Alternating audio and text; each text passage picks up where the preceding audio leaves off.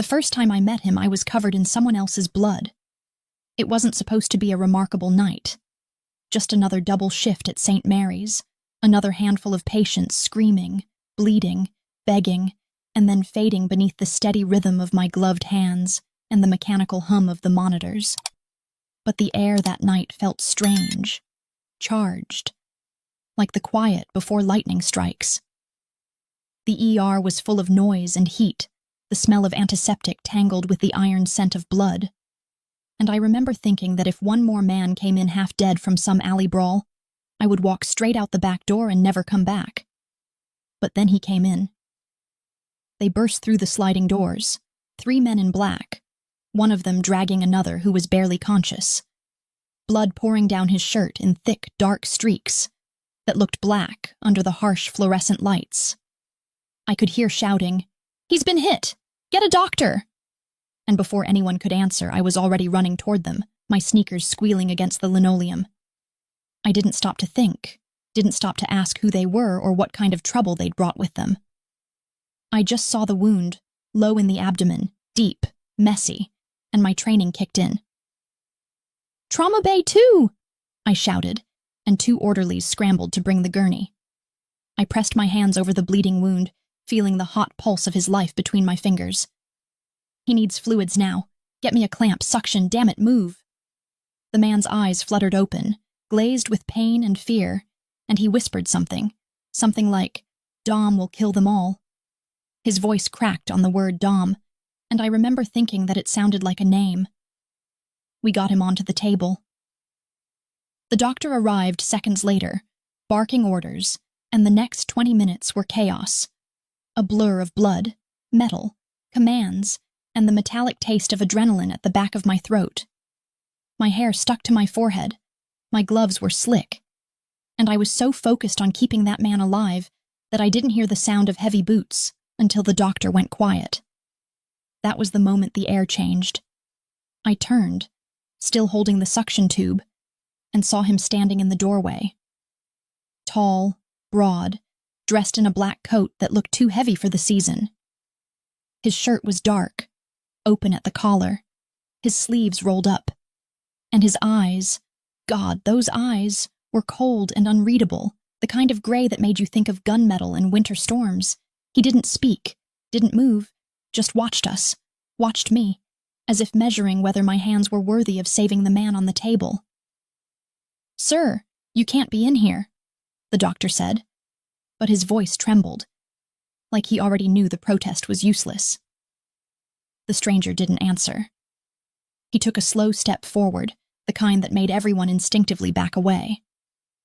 The men who'd come in with the patient stood behind him, silent, tense, as if waiting for a signal. He didn't need to shout. Power rolled off him in quiet waves. I met his gaze, just for a second, and I felt something twist inside me, something sharp and electric. Fear, yes, but not only fear.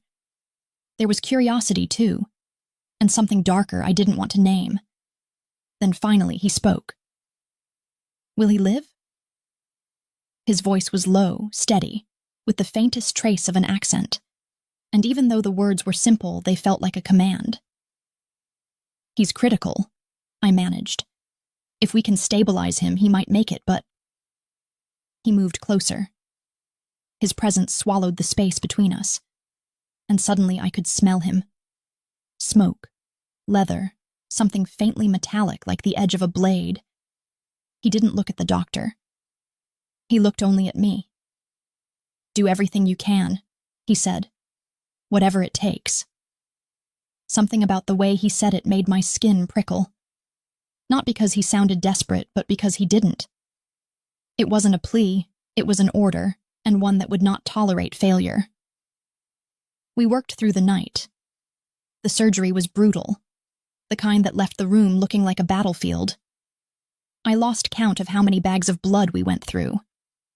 At one point, I thought the patient was gone, his pulse thinning to nothing. But the man, Dom, I realized later, was still there, standing behind the glass, watching every second, his hands clasped behind his back, like a general observing a war. When it was finally over, when the monitors leveled out and the bleeding stopped, I peeled off my gloves and stepped outside. I was shaking, drenched in sweat and exhaustion. The hallway was dim, the vending machine humming softly in the corner. And for a second I just leaned against the wall, closing my eyes, trying to breathe. That's when I heard his voice again. "You saved him." I opened my eyes. He was standing a few feet away, still in that black coat, still radiating that quiet, impossible authority. Up close, he was even more striking. Tall, broad-shouldered, his face sharp enough to cut glass. His dark hair was slicked back, a few strands falling over his forehead, and there was a faint scar running along his jaw, like someone had once tried and failed to destroy something too strong to break. "I did my job," I said, though my voice came out softer than I meant. He smiled, barely. It wasn't the kind of smile that reached his eyes. Most people would have frozen. You didn't. I didn't know what to say, so I said nothing. His gaze drifted down to my hands, still stained faintly red despite the scrubbing, and then back to my face. There was something unreadable in his expression, like he was trying to decide whether I was a problem or a miracle. He extended his hand. "Dominic Moretti." The name hit me like a cold wave. Everyone in the city had heard it. The whispers about the Moretti family. The quiet rumors about men who disappeared. Debts that were paid in blood. My heart stuttered, but I shook his hand anyway. His skin was warm, rough, calloused in a way that felt real, dangerous. "Elena Carter," I said. He repeated it slowly, as if tasting it. "Elena." There was something unsettling about the way he said my name, like it belonged to him now. "Thank you," he said, and the words were gentle but heavy, as if they carried a weight I didn't understand. Then he turned and walked away, his men following like shadows, leaving behind the faint scent of smoke and power, and something I couldn't name. For the rest of the night, I couldn't shake him from my mind. Every time I blinked, I saw his eyes, felt the echo of his voice in my head.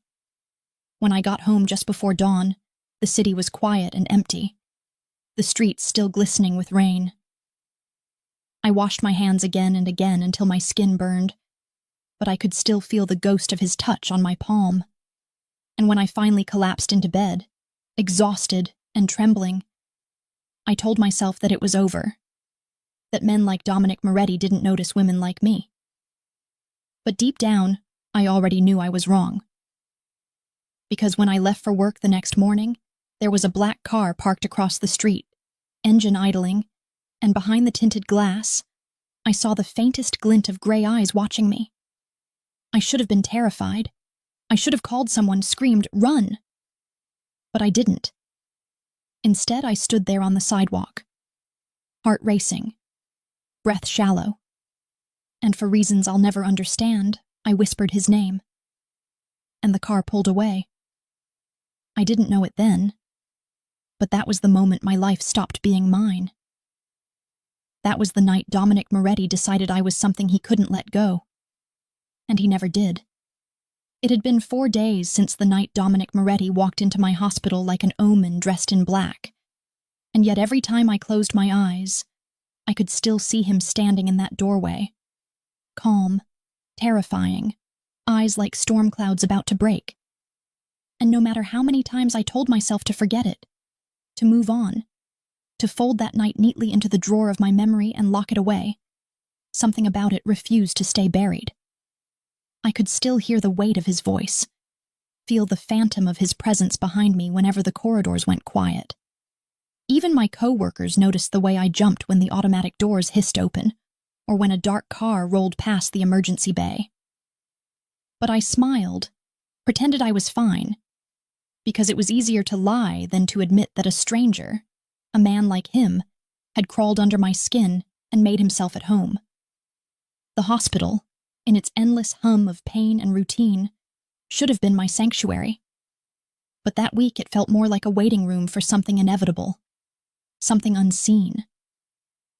The air was heavy, thick with late summer heat, and every hour dragged by with the kind of tension that made me feel like the world was holding its breath. By my second night shift, I'd almost convinced myself I was imagining it.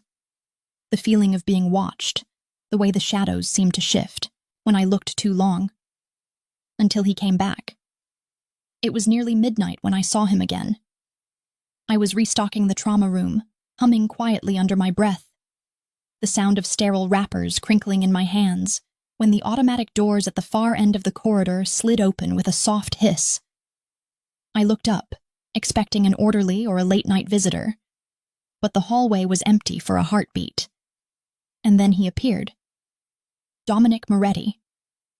He looked different this time. No coat, just a black shirt rolled at the sleeves, the collar open enough to reveal a glimpse of tanned skin and the faint gleam of a gold chain at his throat. He shouldn't have looked like he belonged there, among the antiseptic and the white light. But somehow he did. The fluorescent glow made his presence sharper, his edges clearer, his danger undeniable. I froze, my hand still clutching a box of gauze. "What are you doing here?" He didn't answer right away. He walked closer, his boots clicking softly against the linoleum, his gaze never leaving mine. "I came to thank you," he said at last, his tone low and measured, the kind of voice that could calm a room or end it. I forced a laugh, though it came out brittle. "You already did that, the night your men turned our ER into a crime scene."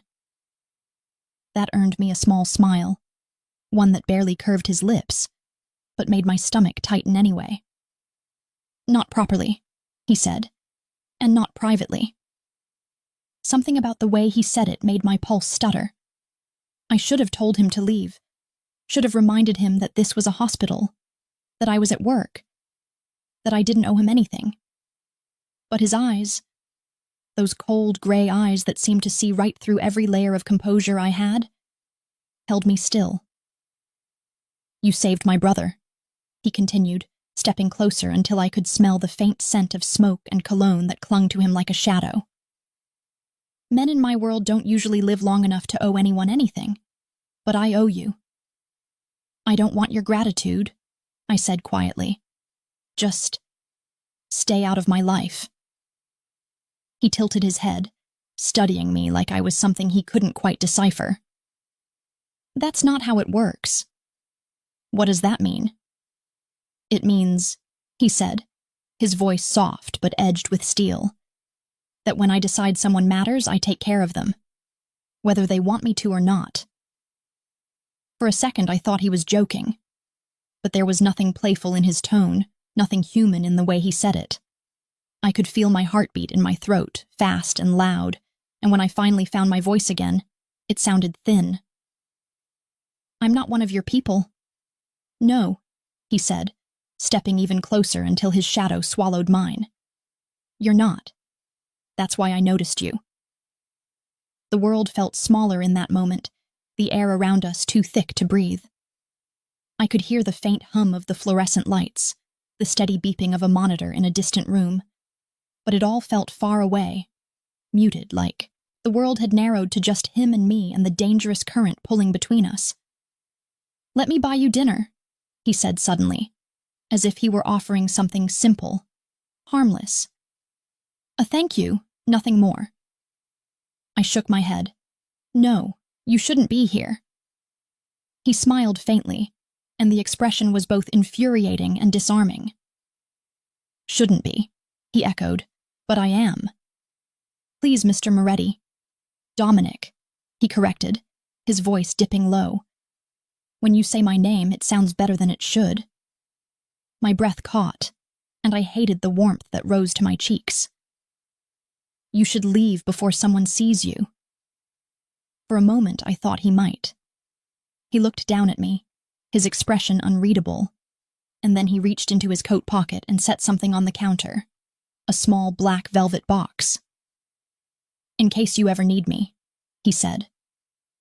I frowned, opening it. Inside was a phone, sleek, expensive, black as midnight. "You can't be serious." "If anything happens," he said, his gaze steady on mine, "call that number. No one else will come, but I will." And before I could respond, before I could tell him how wrong, how absurd, how terrifying that was, he turned and walked away, his figure retreating down the sterile hall like a shadow fading into light. When he was gone, I stood there for a long time, staring at that box like it was a ticking bomb. Part of me wanted to throw it away, to pretend none of it had happened. But another part, the reckless, curious part that hated to admit how alive I'd felt under his gaze, tucked it into my locker and told no one. The next few days passed in a blur. His brother was transferred to a private facility under heavy security, and the hospital went back to its usual rhythm. Patients in, patients out, lives breaking and mending under the same flickering lights. But the world didn't feel the same anymore. I caught glimpses of dark cars near the hospital entrance, saw men with earpieces standing at a distance, and though no one ever said his name, I knew he hadn't forgotten me. Then one evening, as I was leaving after another long shift, I found a single white rose on the hood of my car. No note, no ribbon, just the rose, fresh, flawless, glistening with raindrops that hadn't fallen from any sky I'd seen. I looked around, my heart hammering, but the parking lot was empty. That night I didn't sleep. I lay awake listening to the creak of my old apartment walls, the hum of passing traffic, the faint whisper of something that sounded like danger crawling closer. By morning I had convinced myself it was paranoia. That is, until I opened my front door and saw the same black car parked across the street again, engine idling, window rolled halfway down. And then I saw him, sitting inside, watching me. He lifted his hand in a slow, deliberate wave. Not a greeting, but a claim. And in that moment, I realized the truth I had been trying not to see. Dominic Moretti wasn't thanking me. He was choosing me. And men like him didn't choose things they were willing to let go. It happened on a night that began like any other, ordinary in its silence, dull in its solitude. One of those long, lingering evenings where the city hums faintly in the distance, and the walls of your apartment feel like they're pressing in, breathing your fear back at you in slow, shallow exhales. I had worked another late shift, and by the time I got home, the world was already wrapped in the heavy darkness that only arrives past midnight, when the air is thick with secrets, and the streets seem to whisper things you don't want to understand. I remember setting down my keys on the counter, hearing the hollow clink echo too loudly in the stillness, and thinking that for once, maybe I could sleep without feeling that strange weight on my chest. The weight of unseen eyes, of something inevitable waiting just out of reach. I made tea I didn't drink, stood at the window, and watched the world below me breathe.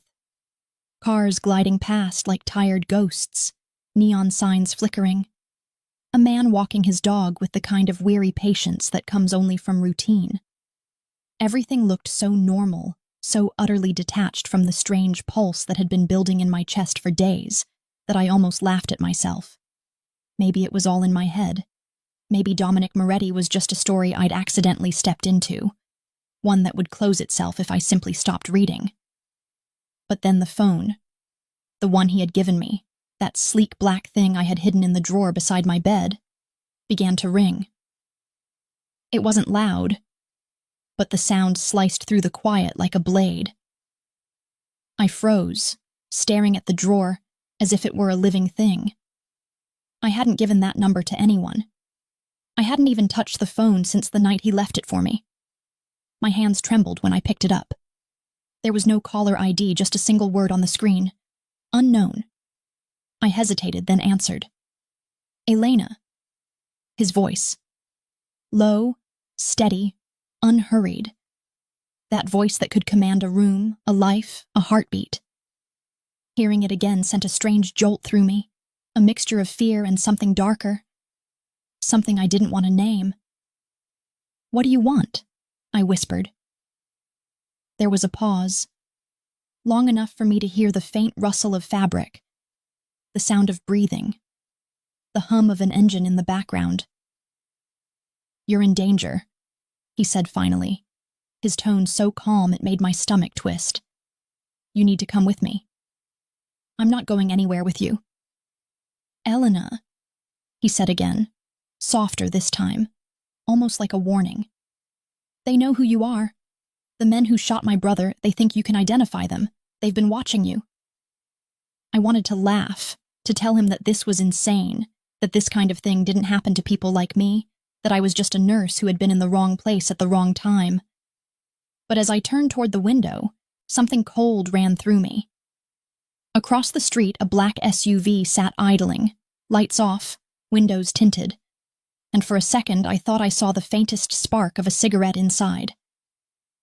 How do you know that? I whispered. Because I put men on you, he said, to keep you safe. My knees felt weak. You've been spying on me? I've been protecting you, he corrected, and there was something in his voice, something raw and almost tender, that made it impossible to decide whether I should scream or cry. I told you this world doesn't forget what it touches. You stepped into it the moment you touched my brother's blood. Now you belong to it. You belong to me. The line went dead. For a long moment I stood there staring at the silent phone, my heart beating too fast, my thoughts scattering like leaves in the wind. Then the lights outside flickered. Once, twice, and I heard the faint crunch of tires on gravel. Someone was in my driveway. My breath caught as a door slammed shut. I moved instinctively, grabbing my purse, my keys, anything I could reach, but before I made it to the back door, the power went out. The apartment plunged into darkness. I froze. Every sound became louder, my breathing, the ticking of the clock, the creak of the floorboards. Then came another sound, slow, deliberate footsteps in the hall outside my door. Someone was there. I backed away, gripping the nearest thing I could find, a kitchen knife, and held it tight against my chest, though my hands were shaking so badly I could barely keep my grip. I didn't breathe as the doorknob turned. Once. Twice. Then, silence. And then the door burst open. A gloved hand caught my wrist before I could react, twisting it just hard enough to make me drop the knife. I gasped, tried to fight, but another hand came from behind, pressing a cloth over my mouth, sharp, chemical, burning my throat with every breath. I kicked, clawed, screamed, but it all blurred into a dizzy haze. The last thing I saw before the world tilted away was a man's silhouette in the doorway. Tall, broad, familiar, and the glint of gray eyes that I would have recognized anywhere. When I woke, everything was wrong. The air smelled of leather and smoke. My wrists ached. My throat felt dry, and the surface beneath me was soft. Too soft. I opened my eyes slowly, blinking against the faint golden light filtering through sheer curtains. The room was enormous.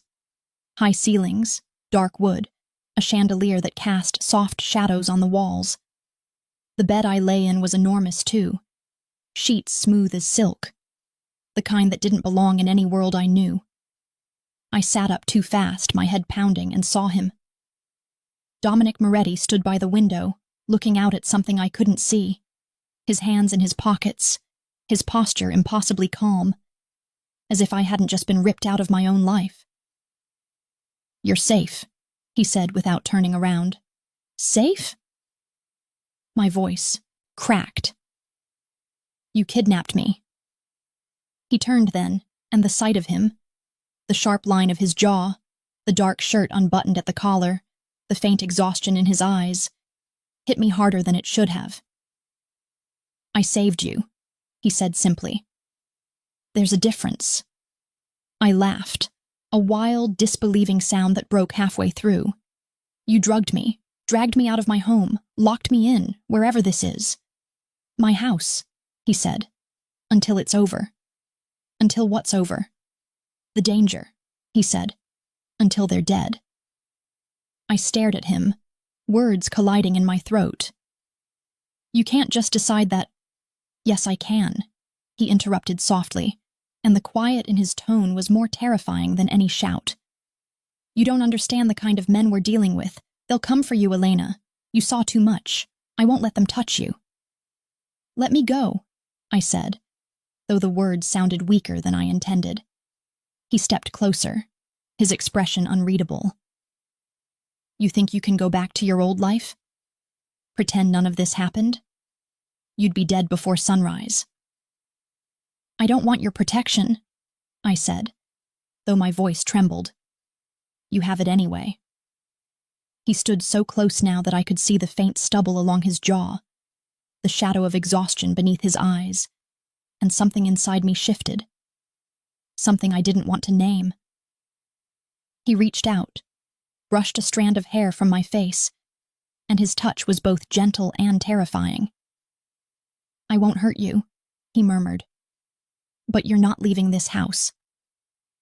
I should have screamed again, fought again, thrown something, anything.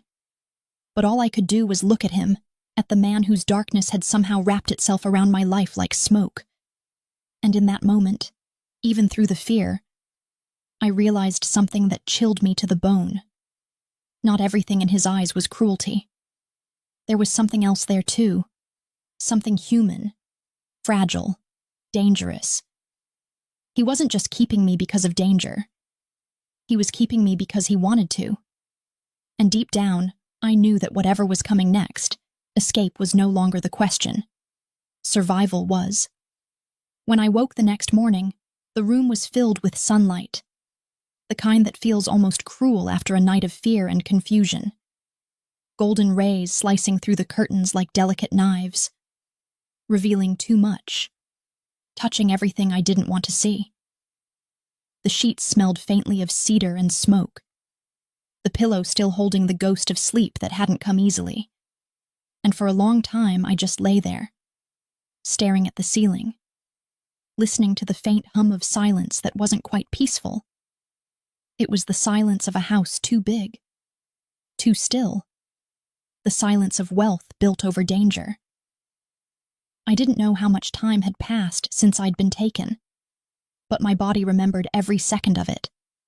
The scent of chloroform, the press of hands that weren't trying to hurt me but were hurting me anyway, the faint echo of Dominic's voice saying you're safe as if safety were a thing he could command into existence. I rose slowly, every movement cautious, unsure what awaited me beyond that heavy oak door.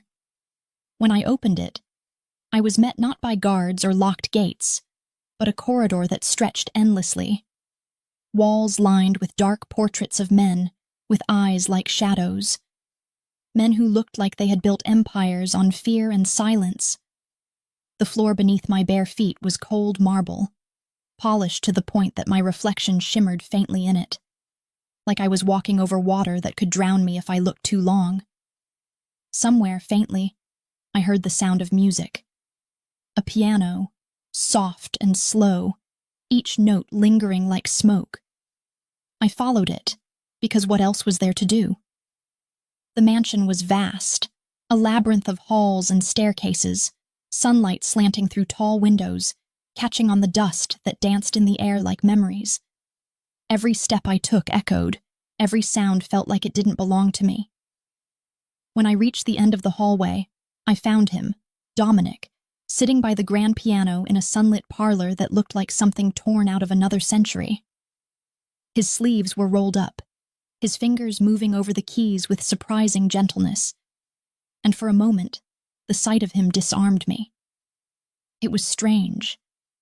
The man I had imagined as a storm, a monster, sitting in the soft morning light playing something that sounded almost sorrowful. He looked up when he sensed me there. His eyes met mine, and for a heartbeat neither of us spoke. "You're awake," he said finally, his tone unreadable, as though my consciousness was just another detail in a long list of logistics. "I want to go home," I said, though even I could hear the tremor in my voice. He didn't answer right away. He stood, slow and deliberate, his movements fluid. graceful in that way men are when they're used to being obeyed. "You can't," he said, and the way he said it wasn't cruel. It was final. I took a step back. "You can't just keep me here. I have a life, a job." "I've taken care of that," he interrupted, as if it were nothing, as if rearranging my existence were as simple as moving a chess piece. My breath caught. "What do you mean you've taken care of it?" His gaze didn't waver. "Your supervisor received notice that you're on indefinite leave. Your rent has been paid in full. No one is looking for you, Elena." The room seemed to tilt. My knees felt weak. My heart beat loud in my ears. "You had no right." "I have every right when it concerns your safety." "Safety?" I snapped, my voice rising now, the fear boiling into anger. "You think this is safety? Drugging me, dragging me to your mansion, cutting me off from my life. What do you call that, protection?" He didn't flinch. "Yes." The word was soft, simple, terrifying. I laughed, though it came out hollow. "You're insane." He moved then, stepping closer, closing the space between us until I could feel the heat radiating from his body. Smell that faint blend of smoke and something darker that clung to him. His eyes searched mine, and in them I saw not madness but certainty. The kind of certainty that doesn't ask for permission. "I warned you," he said quietly. "The men who came for my brother aren't finished. You were there that night. You saw things. They think you know names, faces, things that could destroy them. I can't let them near you." "You can't decide that for me," I whispered. He reached out then, his fingers brushing my chin, tilting my face up toward his. "You think this is a choice?" he asked softly. "You think the world outside this house will give you one?" His touch was gentle, but his words were not.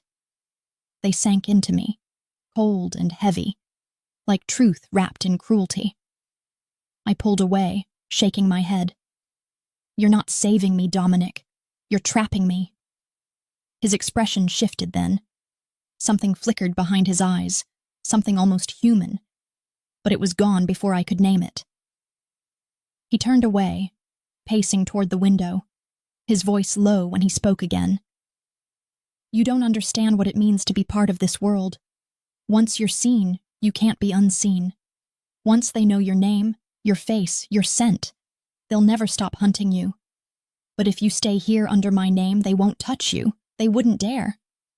I blinked, unsure if I'd heard him right. "Under your name?" He turned back toward me, his expression unreadable. "Marry me."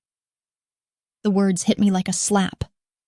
I stared at him, certain that I'd misheard. "You can't be serious." "I'm offering you protection," he said, stepping closer again, each word slow, deliberate. "If you're my wife, no one in this city will lay a hand on you. Not them, not anyone. You'll be untouchable." "Untouchable?" I repeated, the word tasting like ash. "And what happens when I stop being convenient? What happens when you get bored of your little charity case?" He smiled faintly, a shadow of something dangerous curling at the edge of his mouth. "Then you'll still be alive, which is more than I can promise if you walk out that door." I could feel my pulse in my throat, fast and panicked. "You're insane if you think I'd agree to that." He took another step forward, close enough that I could see the faint scar along his jaw, the small notch in his eyebrow. Details I shouldn't have noticed, but did. "You think I'm giving you an option?" he said softly. "I'm giving you a way to survive." My vision blurred with tears I didn't want to shed. "This isn't survival, this is ownership." He didn't deny it. He simply reached into his pocket and pulled out something. A thin gold ring, simple, elegant, the kind that shouldn't have looked menacing but did in his hand. "You saved my brother," he said, quietly. "Now I'm saving you. This is how it works in my world. You don't get to walk away from a debt." I stared at the ring, my body frozen, my heart splintering under the weight of what he was asking. Or rather, what he was demanding. "I won't touch you," he said then, as if reading the fear in my eyes. "Not until you want me to." I swallowed hard. "And if I never do?" His smile was small, sad, almost tender. "Then I'll wait." The silence that followed was unbearable, thick enough to choke on. I wanted to scream, to run, to break something just to prove I was still real, still mine. But I didn't. Because somewhere deep inside, beneath all the rage and fear, I felt the faintest pull. The dangerous awareness that part of me already belonged to him, had belonged to him since the night I met those gray eyes under the harsh light of the ER. When I finally spoke, my voice was barely a whisper. "If I say no." He held my gaze, his expression calm, almost gentle. "Then you'll die." It wasn't a threat. It was a fact. And in that moment, standing in that sunlit room that felt more like a cage than any prison, I realized that my freedom had never been real. Not since the night I touched his world. He extended his hand, the ring glinting in the light. And though I wanted to scream, I found myself frozen, caught between terror and the strange, intoxicating gravity that was him. That was how it began. Not with love, not with choice, but with surrender disguised as survival, and as his fingers brushed mine, sliding the ring into my trembling palm, I knew that whatever came next would destroy the version of me I once was. The day I became Mrs. Dominic Moretti didn't feel like a day at all. It felt like a blur stitched together from smoke and silence, from fragments of disbelief that refused to settle into anything real. There were no invitations, no flowers, no laughter from family or friends, no trembling hands of bridesmaids adjusting my veil. There was only the sound of rain falling against the glass of the car that took me there. A slow, steady rhythm that felt like the heartbeat of a story I hadn't agreed to be in. I remember staring out the window as the city slipped past in shades of gray and gold, every streetlight reflected in the slick pavement, like some quiet promise that the world outside still existed, still belonged to people who hadn't made deals with the devil in a pressed black suit. I wondered if they would look at me and know, if they would see the woman in the back seat and sense the quiet terror wrapped inside her, the kind that doesn't scream or beg, but simply waits, breath by breath, for something to break. The car stopped in front of a small chapel on the edge of the city, the kind of place you'd miss if you weren't looking for it. Old brick walls half swallowed by ivy, windows flickering with candlelight that glowed against the storm-dark sky. Dominic stepped out, first, his umbrella unfolding with a soft click, and when he turned toward me, offering his hand, I hesitated. His expression was calm, composed, the way it always was. But beneath that quiet control there was something unreadable, something that made it impossible to decide whether I was being led toward protection or captivity. "Come," he said, and his voice was low, steady, impossible to resist. Inside, the air smelled of wax and wood and something faintly sweet. Maybe lilies, though I couldn't see any flowers. There were only 5 people. The priest, 2 witnesses who looked more like bodyguards than guests, and Dominic and me. I stood at the altar, dressed in a simple white dress that someone had left on my bed that morning, one that fit perfectly, though I hadn't given anyone my measurements, and I tried not to think about how that meant someone had been watching me long before I ever met him. Dominic stood beside me, tall and unflinching, his black suit perfectly tailored, his tie undone at the collar, as if he couldn't be bothered with ceremony. The priest's voice droned softly, words that should have meant something about love and faith and forever, but they slid over me like water, leaving no trace. I barely heard them. My heart was too loud, my thoughts too tangled. I kept my eyes on the small crucifix hanging above the altar, focusing on the faint glimmer of light catching the metal, because looking at him, at Dominic, felt dangerous in ways I didn't want to understand. When the priest asked if I took this man to be my husband, I hesitated for the briefest moment. A silence that stretched too long. But before I could speak, Dominic's hand brushed mine, his fingers curling lightly around my own, not in demand, not in dominance, but in something almost like reassurance. His touch was warm, steady, grounding, and somehow, that small gesture broke what was left of my resistance. "I do," I whispered. The words hung in the air, fragile and final. When the priest turned to him, Dominic's answer came without pause, smooth and certain, as though this moment had never been in question. "I do." The ceremony ended with a kiss that wasn't really a kiss. A brief, restrained press of his lips to my cheek. His breath warm against my skin, his voice murmuring just for me. "You're safe now." The words should have comforted me, but instead they echoed inside me like a prophecy I didn't want to believe. Afterward, we didn't go anywhere. There was no reception, no champagne, no celebration. He led me back to the car, his hand resting lightly at the small of my back, guiding me as if I were something precious and fragile, though I couldn't tell if it was tenderness or control that shaped the gesture. The drive back to his mansion was silent except for the rain that refused to stop, tapping softly against the glass, filling the space between us with a rhythm that sounded too much like a heartbeat. When we arrived, he walked me inside, stopping at the base of the grand staircase. "This is your home now," he said quietly, and there was something strange in his tone. Not pride, not triumph, but a kind of weary finality, as if even he didn't believe the words. I looked up at him, the man who had become my husband by force and circumstance, and asked, "Why me, Dominic?"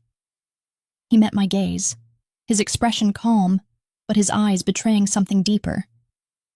"Because you didn't look away," he said. "That night in the hospital, everyone else saw a body, you saw a person. You looked me in the eye and didn't flinch. No one does that to me." "That's not a reason to ruin someone's life," I whispered. His smile was faint, almost sorrowful. "It's the only one I have." He turned then, as if the conversation were finished, his footsteps echoing down the hall, leaving me standing there with a wedding band on my finger that felt like both a promise and a shackle.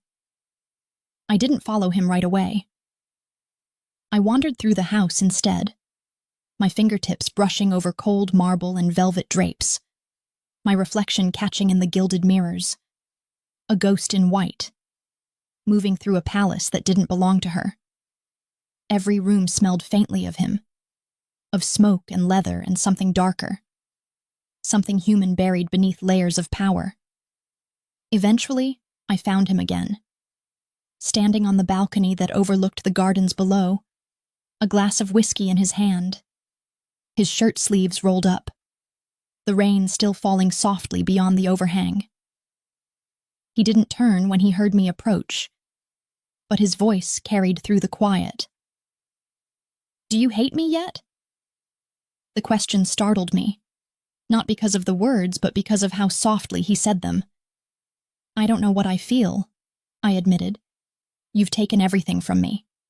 I should hate you. But I can't stop trying to understand you." He finally turned, his eyes dark in the fading light. "Then maybe you're the only one who ever will."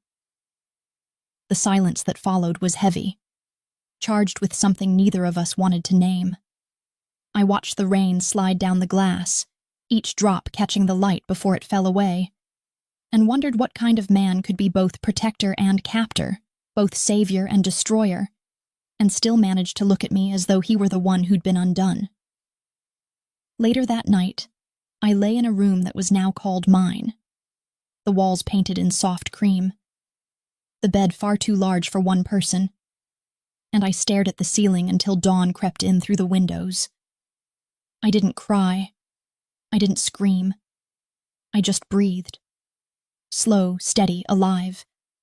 Because somehow that felt like the only act of rebellion left to me. Somewhere down the hall, I heard footsteps. His, stopping outside my door. A pause. Then silence. Then the soft sound of him walking away. He didn't come in. He didn't say a word. And yet somehow, that small restraint unsettled me more than any threat could have. It made me wonder what he was holding back. What part of him waited behind those closed doors? What kind of man keeps his promises even when they cage the person he wants most? When I finally drifted into sleep, I dreamed of that first night. Of blood and smoke and his eyes finding mine through the chaos. And I woke with the taste of something bittersweet in my mouth. Something that felt dangerously close to longing. And as the morning light crept across the sheets, glinting off the thin gold band on my finger, I realized something that froze me from the inside out. For all my anger, all my defiance, all the ways I told myself I was his prisoner, a part of me, the part that kept listening for his footsteps in the dark, had already started to belong to him. And that was the most terrifying truth of all. The days that followed were unlike anything I had ever known. Slow and hauntingly quiet. Each hour stretching into the next like a whisper you can't quite hear but can never escape. Time in the Moretti mansion didn't move the way it did in the outside world. It folded, lingered, looped around itself, and I began to feel as though I were living in the pause between two heartbeats, one belonging to the life I had lost, and the other to the life that had been forced upon me. The house was beautiful in that cold, heavy way that only old money can be. High ceilings veined with gold, marble floors that echoed with every step, windows tall enough to swallow the light and give it back as something softer, something filtered through shadow. It was the kind of beauty that suffocates, because it doesn't ask you to admire it. It commands you to submit.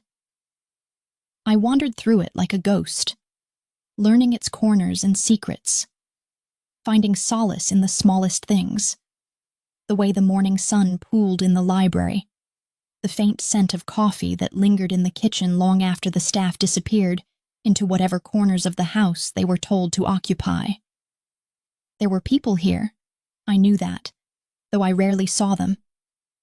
They moved silently, spoke softly, looked at me with polite indifference, the kind of look reserved for someone who didn't belong, but couldn't be ignored. Dominic wasn't always there, but his presence was everywhere. I could feel it in the air, in the way the staff straightened when his name was mentioned, in the faint scent of smoke that clung to the halls long after he was gone. And when he was there, when I heard his voice echo down the corridor, or caught sight of him standing in the courtyard, talking on the phone, his head bowed slightly as though the weight of his world pressed hard against him, I found it impossible to look away. I told myself it was fear, that I was watching him because I needed to understand my captor, to learn the patterns of his movements in case I ever found the courage to run. But deep down, I knew it wasn't only that. There was something magnetic about him, something that defied reason, a contradiction that shouldn't have existed, but did. He was a man of violence wrapped in restraint, a predator who walked with the grace of someone who could have chosen peace but never did. He was, in every way, the kind of man I had been taught to stay far away from, and yet there was a strange comfort in the certainty of him. Dominic Moretti never pretended to be anything other than what he was, and in a world that had always lied to me in smaller, more ordinary ways, that honesty was its own kind of seduction. It was on the third morning after the wedding that I saw the other side of him, the one that didn't belong to the man who had forced me into a vow, but to someone who had been shaped by things even darker than I could imagine. I had woken early, unable to sleep, the weight of my new reality pressing down on me like a fever. The rain had stopped at last, leaving the gardens below gleaming with dew, and I opened my window just to breathe something that wasn't his air. That's when I heard it. A muffled sound, low and strained, coming from somewhere down the hall. Curiosity, or maybe something more foolish, led me there. The door was ajar, and through the crack I saw him, Dominic, sitting at his desk, his head bowed, one hand gripping the edge so tightly that his knuckles had gone white. Papers were scattered across the surface, photographs, a pistol beside an untouched glass of whiskey. His shoulders were tense, the muscles in his neck drawn tight. And when he finally spoke, I realized he wasn't alone. "Find them," he said, his voice rougher than I'd ever heard it. "Every last one. No more warnings." A man's voice answered, low, deferential, and then footsteps receded until the room was silent again. Dominic stayed still for a long time, staring at something on the desk that I couldn't see. Then, with a sound that broke something in me, he slammed his fist down hard enough to make the glass shatter. The noise startled me, and before I could move away, he looked up and saw me standing there. For a long moment, we didn't speak. His expression was unreadable, torn between anger and exhaustion, and though I expected him to yell, to tell me to leave, he didn't. Instead, he exhaled, slow, heavy, defeated, and said quietly, "You shouldn't see me like this." I stepped into the room before I could stop myself. "Like what?" He looked at me then, really looked, and something in his eyes softened. Like the man I really am. I wanted to tell him that I already knew what kind of man he was, that I had seen enough of his world to understand that nothing about it could ever be redeemed, but the words caught in my throat. There was something in his face, a flicker of pain, that made it impossible to be cruel. "Then maybe you should stop pretending you're something else," I said instead, my voice quiet, careful. A faint smile ghosted across his lips, the kind of smile that doesn't reach the eyes but lingers just long enough to hurt. "If I did that, you'd never be able to stand me." "I can't stand you now," I said, but the lie trembled between us, thin as glass. He turned away, running a hand through his hair, and for a moment, I thought that would be the end of it. But then he said, almost to himself, "You think I wanted this life? You think I wanted to drag you into it?" I hesitated. "You didn't have to." He laughed quietly, though there was no humor in it. "Maybe not. But I couldn't let them take you. Not after what you did for my brother. Not after—" He trailed off, shaking his head as though he'd said too much. "After what?" I asked, my heart tightening. His gaze met mine again, sharper now, and the air between us thickened. "After I saw you," he said. "That night in the ER. You didn't look at me like everyone else does. You looked at me like I was human. And I can't tell if that makes you brave or foolish." I wanted to tell him that I hadn't looked at him at all, that I hadn't meant to see anything in him worth saving, but my throat felt dry. He walked closer, slow and deliberate, his eyes locked on mine. "I know you hate me," he said quietly. "Maybe you always will. But someday you'll understand why I did this." I wanted to say I never would, that nothing could justify what he had taken from me. But the truth was, something inside me had already begun to shift. The hatred wasn't gone, it burned low and steady. But around it, something new had begun to form, something dangerous and impossible to control. When he reached out and brushed his fingers against my cheek, I didn't move away. His touch was light, almost reverent, the kind of touch that doesn't take. It remembers. And in that moment, I realized that for all his power, all his control, there was something profoundly broken in him, something that made him more dangerous than any monster could ever be. Because monsters don't bleed when they touch you. He did. I left the room before I could say something I'd regret. But even as I walked away, I could still feel him there. The weight of his gaze, the echo of his touch, the unbearable truth that part of me didn't want to escape anymore. That night, I dreamed of him again. Of his hands stained with blood, of his voice whispering my name like a confession. And when I woke, my pulse was racing, my skin hot with something that felt too close to longing. It terrified me, The way darkness could begin to feel like safety. The way a cage could start to resemble home. And deep down, I knew that if I wasn't careful, I would stop wanting to leave at all. It began with a sound. Faint, distant, the whisper of a door closing somewhere down the hall. And that was all it took to remind me that I wasn't free. That even in this place of quiet luxury and gilded walls, I was still nothing more than a beautiful prisoner draped in silk and silence. The house was always full of secrets, the kind that clung to the air like dust. But on that particular night, when the moon hung low and pale above the gardens, I felt something shift. A pulse beneath the stillness. A feeling that the house itself was holding its breath, waiting for me to listen. I don't know what possessed me to move, only that I did, barefoot and cautious, each step echoing too loudly on the polished floor, my heart matching its rhythm as if urging me forward. Dominic hadn't come to me that evening, though I had half expected him to, the way he sometimes did. Standing silently at my door, his presence felt before it was seen, his restraint more intimate than touch itself. But the hallway outside my room was empty. The lights dimmed. The world draped in the soft shadows of midnight. I should have gone back to bed. I should have let the night swallow its own mysteries. But curiosity is a dangerous thing, especially when you live in a house built by a man who controls everything he sees. I followed the faint glow that spilled from under the door of his study. That forbidden room I had promised myself I would never enter again. Not after seeing him there days ago. Not after realizing how close I had come to glimpsing the part of him that even he seemed afraid of. But the door was open now, just slightly, as if the darkness beyond had been left behind on purpose. I hesitated, hand trembling against the wood, before finally pushing it open. The room smelled of whiskey and smoke, the faintest trace of gunpowder hidden beneath the scent of polished leather. The desk was strewn with papers, folders, and maps, each covered in writing I couldn't quite read in the low light.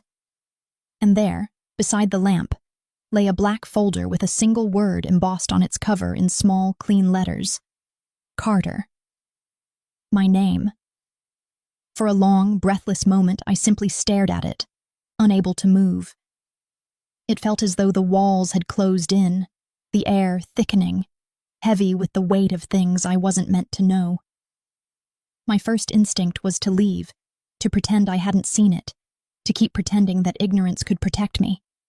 But my fingers moved on their own, trembling as they lifted the folder and opened it. Inside were photographs. Of me. Not just from the hospital, not just from the night his brother was brought in, but from before. Months before. Me leaving work. Me at the coffee shop near my apartment. Me sitting in the park on my day off, hair loose, head bent over a book. Some of them were taken from a distance, others closer. Too close. Close enough to catch the way I smiled when I thought no one was looking. Beneath the photos were documents. My address, my employment record, my parents' names, the date my mother died, the name of the nursing school I attended. Every detail of my life, every secret I thought was mine alone, laid bare under his meticulous gaze. A cold wave of disbelief rolled through me, followed by something sharper, something that burned, betrayal. The man who had told me he was protecting me had been watching me long before I ever met him. He hadn't stumbled into my life by chance that night in the hospital. He had chosen me. I don't remember the sound I made. Maybe a gasp, maybe a sob. But it was loud enough because when I turned, he was standing in the doorway. Dominic. He didn't speak at first, didn't even look surprised to see me there, as if he'd known I would find it eventually. The lamplight caught the edges of his face, carving him from shadow, and for the first time since I'd met him, I couldn't tell if the man in front of me was someone I could understand or something far beyond my reach. How long? My voice broke, thin and raw. How long have you been watching me? He took a slow breath, his expression unreadable. Before the hospital? He said finally. his tone quiet, controlled. 6 months. 6 months. The number felt unreal, impossible. Why? I demanded, though my throat felt too tight to form the word. Why me? What could you possibly want from me? He stepped into the room, and the air seemed to shift with him, growing heavier, darker. Because you were different, he said, his voice low, steady, but carrying something beneath it. Something that sounded almost like confession. I saw you the night my cousin was shot. You were working the ER. You didn't even notice me. Everyone else was afraid. Doctors, nurses, orderlies. They looked at us and saw monsters. But you didn't. You treated him like a man, not a name. I'd never seen that before. That's not a reason to stalk someone, I said, though the words came out choked, my body trembling. No, he agreed softly, but it was a reason to remember you. His honesty hit harder than any lie could have. He wasn't trying to defend himself. He was simply telling me the truth as he saw it, the truth of a man who didn't understand where obsession ended and love began. You should hate me, he said, stepping closer. I would hate me if I were you. But you need to understand, Elena. When you've lived as long as I have in darkness, when everything you touch turns to ash, finding something pure isn't a choice. It's a hunger. You were the first thing I'd seen in years that wasn't already broken. I wanted to scream, to tell him that what he called purity was just ignorance, that he'd taken that very thing and shattered it the moment he forced me into this gilded cage. But when I looked into his eyes, I saw something that stopped me cold, a kind of loneliness that felt infinite, endless, the kind that no power or money or blood could ever fill. You don't love me, I whispered. You love the idea of me, the girl who doesn't exist anymore. His jaw tightened, but his voice remained calm. Maybe. But I'll protect her all the same. The tears came before I could stop them, hot and humiliating. You call this protection? I said, gesturing around the room, to the walls that had become my prison, to the photos that had stripped my life bare. You've stolen everything from me. He closed the distance between us in 2 steps, his hand reaching up, fingers brushing away a tear that hadn't yet fallen. I've given you safety, he murmured, but even as he said it, I could see doubt flicker across his face, the briefest shadow of guilt. Safety isn't the same as freedom, I said, pulling away. Freedom will get you killed, he replied quietly. I wanted to hate him for that. But the terrifying thing was that part of me believed him. For a long moment, neither of us spoke. The rain had started again outside, tapping softly against the window, and I could smell the faint scent of whiskey from the glass still half full on his desk. He looked at me then, really looked, and something in his expression shifted. A quiet surrender, a crack in the armor. I know what I've done, he said finally. And someday, when this is over, if you still hate me, I'll let you go. But the way he said when this is over made me realize that in his world, things never really ended. They only changed shape, like shadows moving under light. I left the room without another word.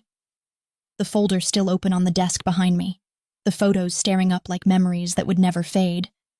And as I walked down the hall, my body shaking with anger and confusion, one truth sank deep into me, a truth I didn't want to face. He had been watching me for months, but I had been seeing him too, long before I'd ever met him. In every dream I didn't understand, in every moment of quiet that felt like someone else's breath against my skin. And that night, as I lay in bed, my mind spinning with everything I'd learned, I realized that no matter how much I tried to hate him, I was already trapped. Not by his walls, but by the part of me that couldn't stop wanting to understand the man who had destroyed my life just to keep me in it. The night everything broke open began with the sound of thunder, but it wasn't the kind that belonged to the sky. It was closer, heavier, vibrating through the floors like the heartbeat of something alive and violent. I was in my room, staring at the same ceiling I'd memorized 100 times, trying to silence the storm inside my own mind, when the first gunshot cracked through the stillness. For a moment I thought I had imagined it, that my restless mind had conjured the sound from fear alone. But then came another, louder, sharper, followed by shouting, boots on marble, and the unmistakable crash of glass shattering. The world shifted in that instant. The calm, suffocating peace of the mansion dissolved into chaos, and the air filled with the raw scent of smoke and adrenaline. I sat up, my heart slamming against my ribs, and before I could even decide whether to run or hide, the door burst open. Dominic stood there, dressed in black, gun in hand, his face carved from stone and fire all at once. His eyes found mine instantly, and for a heartbeat that seemed to stretch into forever, everything stopped. The sounds, the fear, even my breath. There was something feral in his expression, something that made him look less like a man and more like the force that ends all things. "Stay down," he said, his voice low, steady, commanding, and though fear should have paralyzed me, the certainty in his tone pulled me toward him like gravity. "What's happening?" I managed, my voice trembling. "They found us," he said simply. "Stay here no matter what." But I couldn't stay. I couldn't just sit in the dark while the world outside tore itself apart. He turned to leave, but instinct, or something stronger, made me grab his arm. The moment my hand touched him, he froze, the tension in his muscles coiled tight, his breath shallow. For a fleeting second, he wasn't the ruthless man who had built an empire on fear. He was just a man standing between me and death. "Dominic," I whispered, my fingers tightening around his sleeve. "Please." He looked down at me, and the storm in his eyes softened, only slightly, but enough for me to see the war inside him. "Lock the door," he said again, quieter now, and before I could argue, he pulled his arm free and was gone, swallowed by the noise and the smoke. I stood there for a moment, frozen, the echoes of gunfire bouncing through the hallways.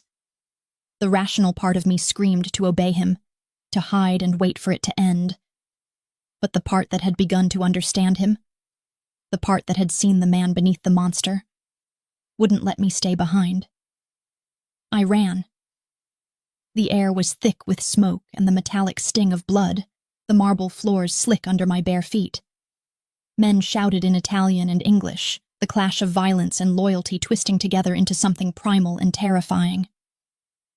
I followed the sound of Dominic's voice, though I couldn't make out the words, only the rhythm.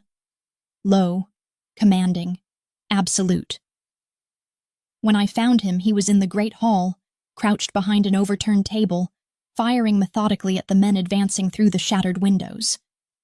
His movements were controlled, practiced, but even from where I stood I could see the red blooming across his shoulder, dark and spreading. He was hit. Something in me broke then. The wall I had built around my fear, my anger, my denial, it all crumbled under the weight of seeing him bleed. I don't remember deciding to move. I only remember running, hearing him shout my name, the world narrowing to the sound of my own heartbeat. "Elena!" His voice cut through the chaos, sharp as the gunfire around us. But I didn't stop. I dropped beside him, the air thick with smoke and dust. And without thinking, I pressed my hands against his wound. "Are you insane?" he hissed, grabbing my wrist, but his grip was weak. "You're bleeding," I said, my voice shaking, tears stinging my eyes. "You're bleeding, Dominic, and you're not leaving me again. Do you hear me?" He stared at me then, not at my hands, not at the blood, but at my face, as though he was seeing something he hadn't expected to ever find again. His breathing was uneven, ragged, but his voice, when he spoke, was quiet. "You should have stayed upstairs." "And let you die?" I shot back. "Never." Something flickered across his expression then. Pain, maybe, or something deeper. Something dangerously close to tenderness. "You don't understand," he said softly, as if speaking to himself. "I could survive a bullet. I couldn't survive losing you." The words hit harder than the gunfire around us. My throat closed, my hands still pressed against his wound, my heart pounding so hard I could barely breathe. "Then don't make me lose you either," I whispered. He smiled, faintly, painfully, and for a heartbeat the world stopped again, as if time itself were waiting to see what would happen next. But the fight wasn't over. Another shot rang out, close, too close, and Dominic moved instinctively, pulling me down against him, his body shielding mine. The air filled with the splintering sound of bullets tearing through wood. When the noise finally died, when the last of the attackers had fallen or fled, the silence that followed was unbearable. I lifted my head slowly, my ears ringing, my body shaking, and saw that the hall was a ruin. Glass and blood and debris everywhere. Dominic's breathing was shallow, but he was still conscious, his hand gripping my arm tightly, his skin warm and slick with blood. "You're hurt," I said again, but my voice was breaking now, splintering like the walls around us. He looked at me, eyes dark, lips curved in that faint, infuriating smile. "You should see the other guy." I wanted to laugh, to cry, to scream, to tell him that none of this was funny, that his arrogance wasn't charm, that he had no right to make me feel anything other than hate. But all I could do was hold him. I pressed my hands harder against his shoulder, my tears falling onto his skin, mixing with his blood. And for the first time, I didn't care who he was or what he'd done. I just wanted him to live. When the medics finally arrived, his men, loyal and efficient, they carried him upstairs. I followed, refusing to let go, my hands still trembling as they stitched and bandaged and stabilized him. Hours passed, or maybe minutes. I couldn't tell. Time dissolved into the steady rhythm of his breathing, the rise and fall of his chest beneath the white sheets. When it was over, when they left us alone, I sat beside his bed in the dim light and watched him sleep. He looked younger like this, softer, as though the IE world hadn't yet carved him into what he had become. His hand rested on the sheets, and without thinking, I reached out, lacing my fingers through his. The warmth of him seeped into my skin, steady and real. I thought about everything. The fear, the anger, the betrayal. And I realized that none of it mattered in that moment. What terrified me most wasn't what he had done to me, but what I was becoming because of him. I leaned closer, my voice barely a whisper. "You win, Dominic," I said, the words trembling like a confession. "I'm yours." His eyes opened then, slowly, weakly, but there was a glimmer in them, faint but real, and when he spoke, his voice was hoarse. "I know." I pressed my forehead against his, my tears wetting his skin, and for the first time since the night I met him, I let myself stop fighting. Outside, the storm had quieted, the air thick with smoke and rain and something new, the scent of surrender. I had fallen. Not because he demanded it, not because he forced it, but because somewhere between his darkness and my defiance, I had found something that felt like truth. And though I knew it would destroy me, I also knew I would never be able to go back. For a few fleeting weeks after the night of the attack, the mansion became a strange kind of sanctuary. Not peaceful, never truly safe, but suspended in that fragile quiet that only exists in the aftermath of violence, when everyone breathes a little slower, speaks a little softer, because they know the silence won't last. Dominic was recovering, his shoulder wrapped in clean bandages that I changed myself every morning, my fingers tracing the edge of the wound that had nearly taken him from me. He didn't flinch when I touched him anymore. Instead, his gaze would linger, steady and unreadable, his breath brushing against my skin, as if my nearness steadied him in a way he couldn't admit aloud. I told myself that what I was doing was duty, that tending to him, staying by his side, ensuring his wounds healed properly, was just the part of me that would always be a nurse, a woman trained to mend what was broken. But deep down, I knew that wasn't the truth. I stayed because I couldn't not stay. I stayed because the thought of waking in a house where his voice no longer echoed down the hall, where his scent no longer lingered on the sheets, felt like a kind of death. Yet the longer I stayed, the more I began to feel the cracks in the stillness. Thin fissures running beneath the calm, sharp whispers behind closed doors, glances exchanged by the men who guarded him. Something in the air had shifted. It wasn't over. One evening, as I walked through the east corridor, I heard raised voices from Dominic's study. Low, urgent, the kind of tones that carried danger even when the words themselves were indistinct.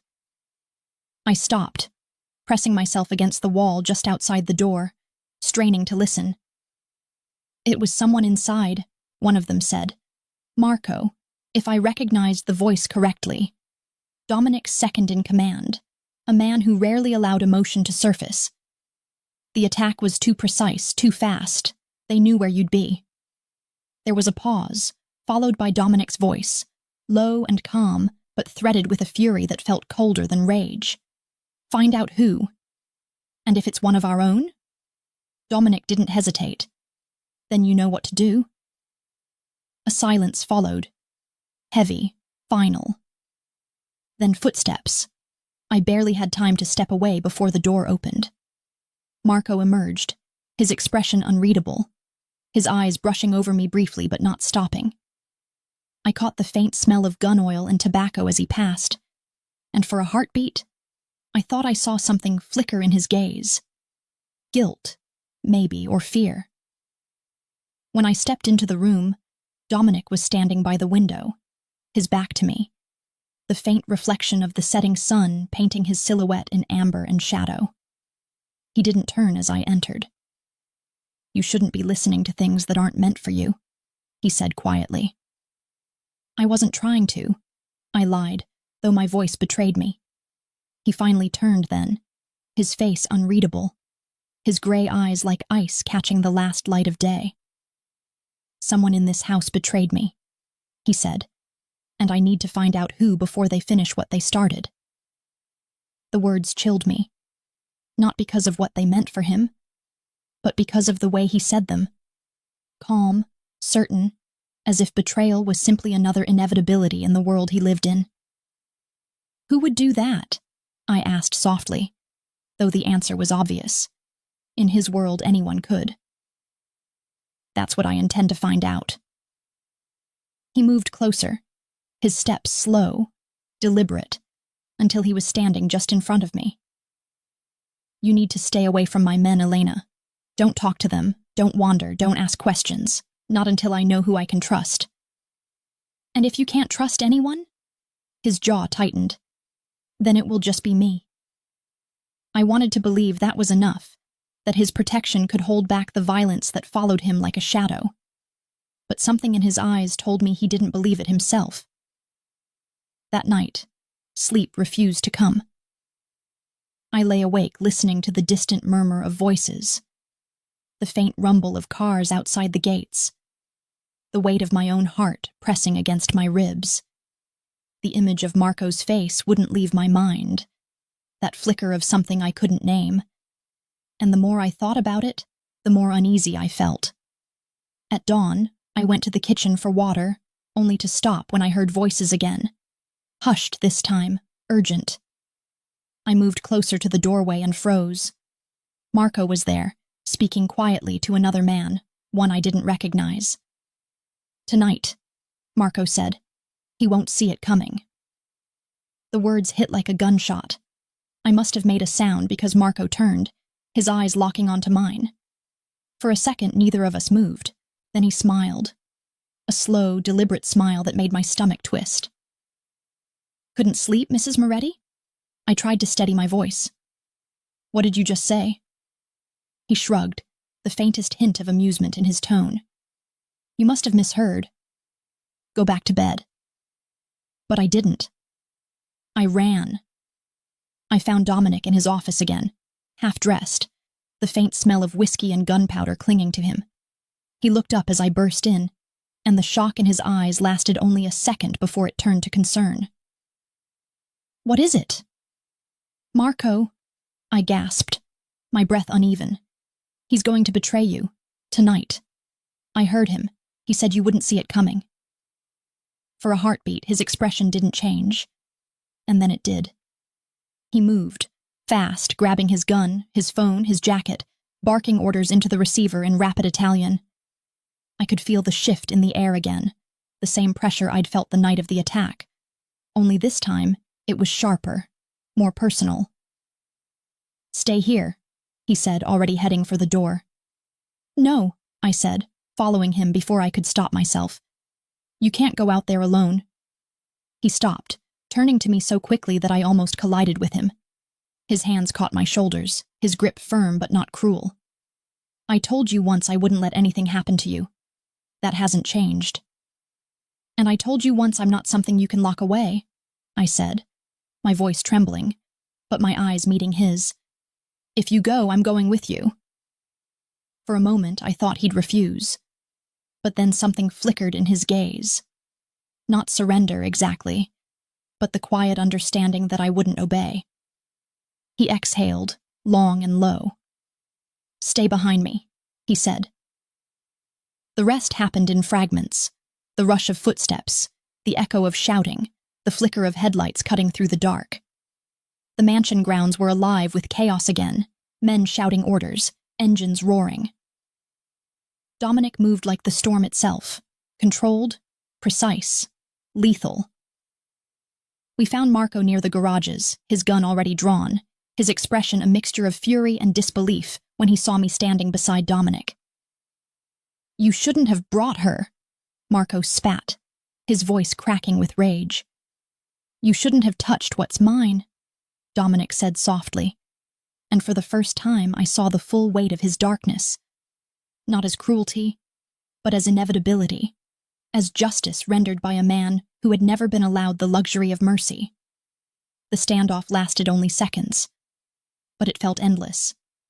The air trembling, the night holding its breath. Then Marco raised his gun, and everything exploded. The sound of gunfire split the air, echoing through the courtyard. I screamed, ducking as Dominic fired, the muzzle flash lighting his face in sharp, brief flashes of light. When it was over, Marco was on the ground, his weapon fallen from his hand, blood blooming across his chest like a rose in the dark. Dominic stood still for a long moment, his gun lowering slowly, his breath heavy. I moved toward him, shaking, but he turned before I could reach him, his eyes distant, haunted. "It's over," I whispered, but he didn't answer. He walked past me, silent, until I saw what he saw. A second shadow moving at the edge of the property. A figure disappearing into the trees. Someone else. Another traitor. Another threat. Dominic lifted his gun again, but before he could fire, the shot came from the darkness. A single, clean crack that tore through the night. He staggered, his hand flying to his side, and I screamed as he fell to one knee, blood seeping between his fingers. The men around us shouted, chaos erupting once more. But all I could see was him. The man who had taken everything from me, who had become everything I couldn't live without. And as I fell to my knees beside him, pressing my hands over his wound, he looked up at me with that same quiet, impossible calm. "I told you," he whispered, his voice barely a breath. "There's always someone watching." And before I could answer, before I could beg him to hold on, the world exploded into light and sirens, and the sound of men shouting his name drowned everything else. There are moments in life that don't happen in time. They exist outside of it, suspended between one heartbeat and the next, where the world forgets how to move, and all you can hear is the sound of something breaking that will never be whole again. That's what it felt like when Dominic fell into my arms that night. His blood warm against my hands. His breath shallow.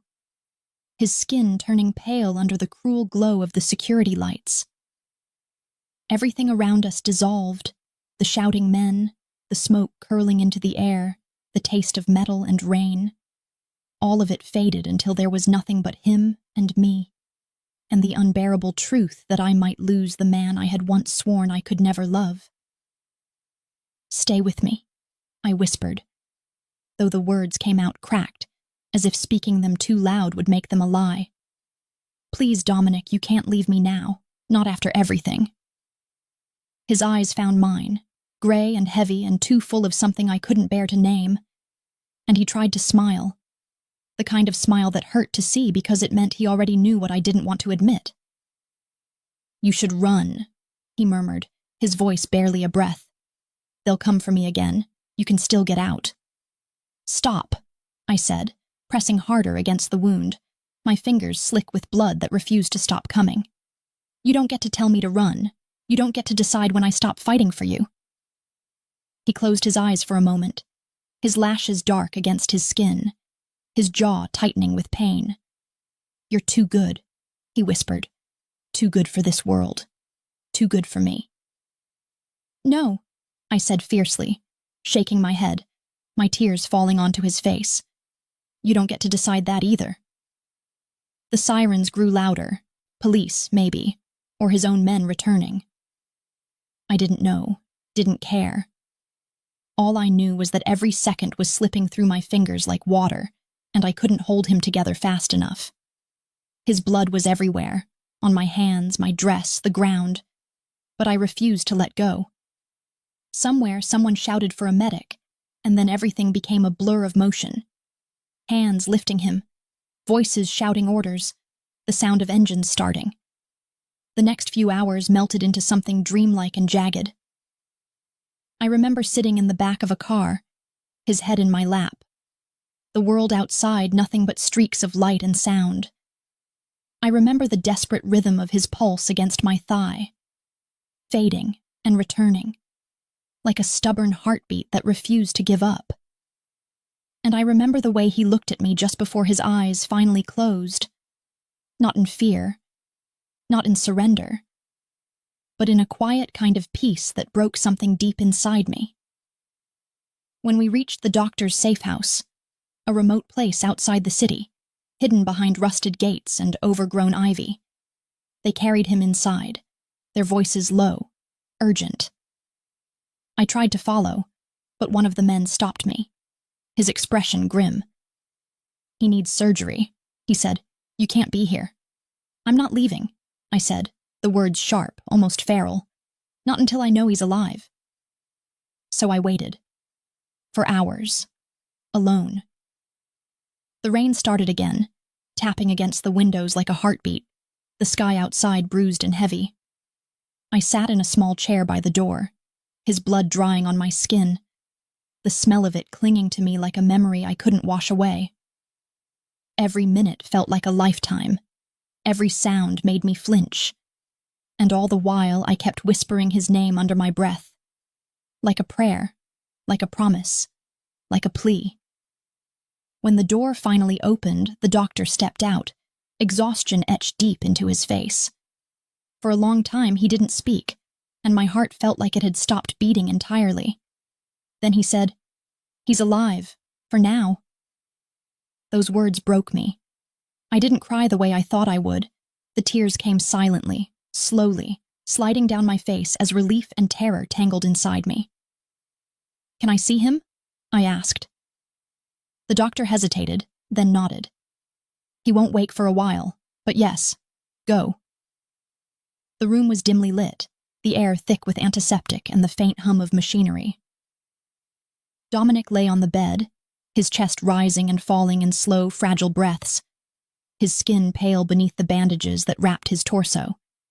He looked almost peaceful, not the dangerous, commanding man I had first met, but something gentler, something I had only ever glimpsed in fleeting moments between storms. I moved closer, sitting on the edge of the bed, and took his hand in mine, It was cold, but still warm enough to remind me he was here, still fighting. For hours I sat there, tracing circles against his skin, talking to him in a whisper. Stories from the world before him, from the life that felt like it belonged to someone else. I told him about the first time I stitched a wound, about my mother's laugh, about how I used to think love was supposed to be simple and clean and safe. I told him how wrong I had been. Because love, I realized, isn't gentle. It doesn't ask for permission or promise to keep you whole. It takes. It devours. It remakes you into something else entirely. And sitting there beside him, his heartbeat echoing weakly under my fingertips, I understood that I had been remade too. Not into something better or worse, but into someone who finally knew what it meant to belong to something beyond reason. When he finally stirred, it was faint. The twitch of his fingers in mine, the soft groan of breath returning. I leaned forward instantly, my heart in my throat.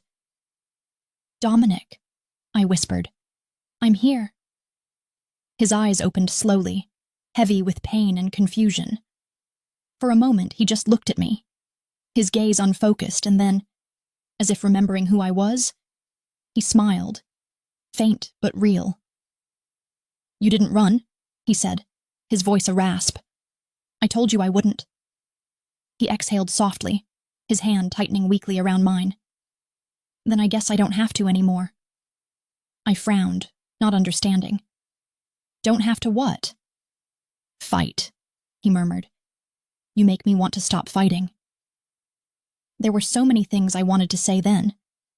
To tell him that he wasn't allowed to stop, that he couldn't leave me yet, that he had to live, not just for me, but for himself. But the words caught in my throat. Instead, I pressed my lips to his forehead, closing my eyes as tears finally spilled freely. "Rest," I whispered. "Just rest." And he did. His breathing evened out, his body sinking deeper into sleep, his hand still tangled with mine. The doctor said later that he would recover, slowly, painfully, but that he would live. And in that fragile space between relief and exhaustion, I realized that survival isn't always victory. Sometimes it's simply the promise of another day, another chance to rebuild what the world tried to destroy. Weeks passed, the wounds healed, the mansion grew quiet again, the betrayal had been rooted out, the enemies buried, the empire bruised but standing, and in that quiet, we found something neither of us had expected. Peace, fragile and trembling, but real. Sometimes, late at night, I still woke to find him watching me. Not the cold, calculating gaze of the man who once owned everything he touched, but the softer look of someone who had learned, at last, that love was not about possession, but surrender. He never apologized for what he had done, for the lies, the abduction, the cage he built around me. And I never asked him to. Because I understood now that we were both prisoners of our choices. And maybe love was never meant to save us, only to teach us how to survive the wreckage of ourselves. And yet, when he took my hand one night, the moonlight soft across his face and whispered, "You were the only thing I ever did right," I realized that love, even when born in darkness, can still find its way toward the light. I don't know what tomorrow will bring. Maybe peace, maybe more war, maybe the slow unraveling of everything we've built. But as I stand beside him, watching the dawn bleed over the horizon, I know this much. Whatever comes next, I won't face it alone. Because somewhere between the ruin and the redemption, between the blood and the vow, between hate and forgiveness, I stopped being his prisoner, and he stopped being my captor. We became each other's salvation, flawed, impossible, and utterly real. And as the first light of morning touches his face, I whisper the only truth I have left. Until death, Dominic. Until death.